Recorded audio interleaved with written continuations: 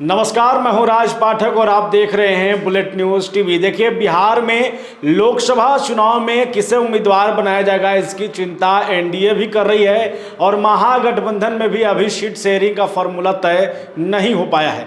लोकसभा चुनाव नज़दीक है और सीट शेयरिंग का जो मुद्दा है वो महागठबंधन भी अब तक सुलझा नहीं पाया है। इंतजार निर्वाचन आयोग की ओर से चुनाव की घोषणा का है। जानकारी मिली है कि महागठबंधन में तेजस्वी यादव ने सीटों पर होमवर्क पूरा कर लिया है। यानी ये दावा है कि आरजेडी कितने सीटों पर चुनाव लड़ेगी ये कहीं ना कहीं तेजस्वी यादव ने बैठा लिया है और अब जो चुनाव होगा उसमें सीटों का बंटवारा जिस तरीके से होगा वो भी सामने आ जाएगा।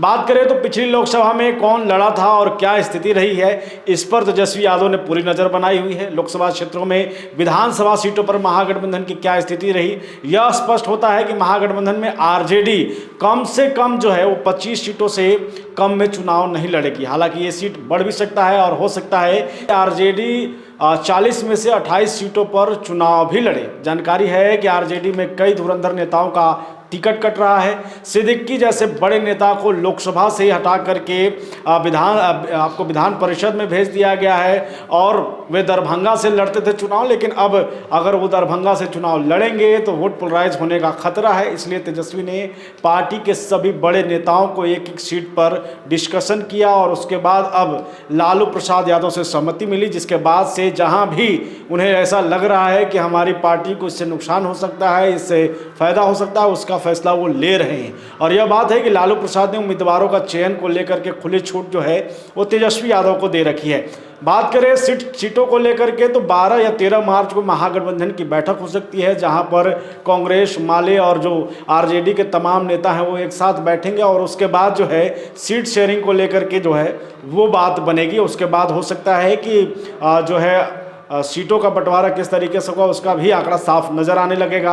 आपको बता दें कि 9 और 10 तारीख को माले के द्वारा जो है बैठक किया जा रहा है पटना में और उसके बाद चुनाव में क्या कुछ बनेगा, क्या स्थिति बनेगी, चुनाव लड़ने की लोकसभा की क्या रणनीति होगी, इस पर वो लोग विचार विमर्श करेंगे। लेकिन इन सब के बीच सबकी नज़र क्या है? सबकी नज़र है मुकेश सहनी पर। वो कहाँ जाएंगे? ना उन्हें किसी ने बुलाया है, ना एनडीए ने बुलाया अब तक, ना आरजेडी ने। लेकिन ये खबर है कि वीआईपी पार्टी के मुकेश सहनी के महागठबंधन के साथ आने की संभावनाएं बन गई हैं। सहनी पिछले विधानसभा चुनाव में भी आपको महागठबंधन से ही लड़े थे। अगर ऐसी स्थिति बनेगी तो सहनी को 2 सीटें मिलने की बात की जा रही है, जिसमें पहला मुजफ्फरपुर है और दूसरा खगड़िया है।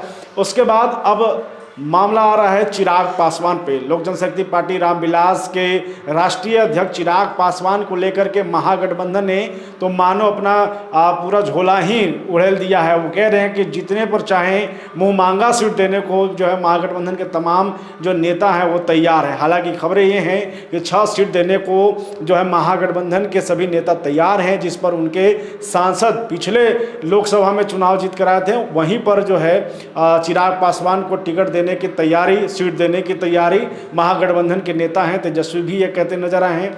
अगर बात करें, अगर चिराग पासवान इतने में नहीं मानते हैं तो उनका सीट बढ़ाया भी जा सकता है, 6 से 8 भी किया जा सकता है, जिसमें वैशाली, हाजीपुर, खगड़िया, जमुई, नवादा, समस्तीपुर सीट देने पर आरजेडी फिलहाल तो सहमत है। अगर चिराग पासवान आने को तैयार हो जाते हैं तो फिर बेतिया और नरकंटियागंज जो सीट है वो भी चिराग पासवान को दी जा सकती है। सहनी के साथ आने से अति पिछड़ा वोट बैंक की ताकत महागठबंधन के पास बढ़ेगी। चिराग साथ आ गए तो फिर दलित वोट बैंक काफ़ी बढ़ जाएगा और इसकी जो है सबसे खामियाजा जो भुगतना पड़ सकता है वो एनडीए को भुगतना पड़ेगा। लेकिन चिराग किस करवट बैठेंगे इसका इंतजार सबको है। अमित शाह जो कि गृह मंत्री हैं और उनका अभी हाल ही में सरकार बनने के बाद बिहार में ये पहला दौरा होने वाला है।